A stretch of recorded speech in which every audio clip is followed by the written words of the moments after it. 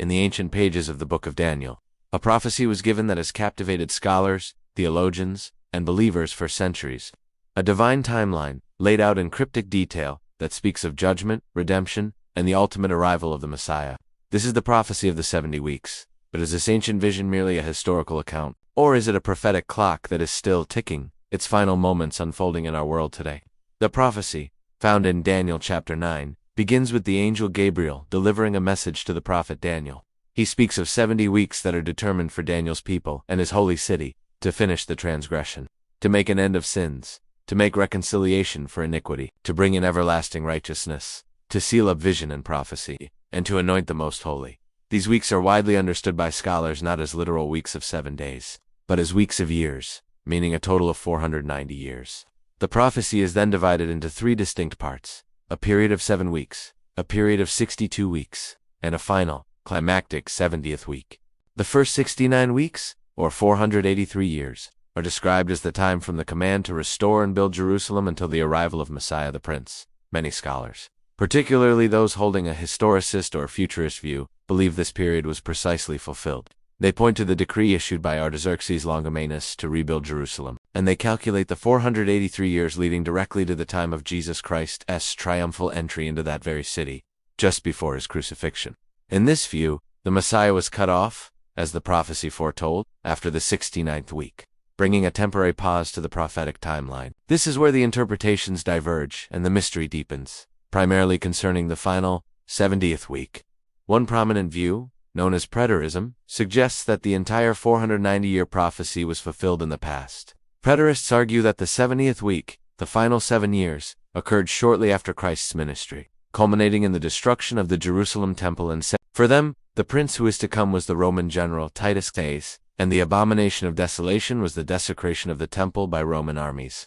In this interpretation, the prophecy is a closed book, a powerful testament to God's sovereignty in a specific historical context. However, another major interpretation, the futurist view, presents a dramatically different timeline. This is the perspective our ministry holds, based on our reading of Scripture. We believe there is a significant gap, a parenthesis in God's prophetic clock, between the 69th and the 70th week. This gap represents the current church age, the period we are living in now. We see evidence for this in the text itself, which separates the 69 weeks from the final week. According to this view, the Messiah was cut off, and then a long, undefined period began. The 70th week, a final 7-year period, is yet to come. In this future 7-year period, often called the tribulation, a powerful figure, the Antichrist, will rise. He is the ruler who will come mentioned in Daniel. He will make a covenant or treaty with many for 1 week, 7 years. But in the middle of that week, after 3.5 years, he will break the covenant, putting an end to sacrifice and offering. He will then set up the abomination that causes desolation in the holy place, an act of ultimate blasphemy and defiance against God. This period will be marked by unprecedented global turmoil and divine judgment, leading to the second coming of Jesus Christ, who will defeat this ruler, bring in everlasting righteousness, and establish his kingdom. So, is Daniel's prophecy still unfolding? We believe, with conviction, that it is. The first 69 weeks were fulfilled with breathtaking accuracy, pointing undeniably to Jesus of Nazareth as the promised Messiah. But the final week, the 70th week, remains on the horizon.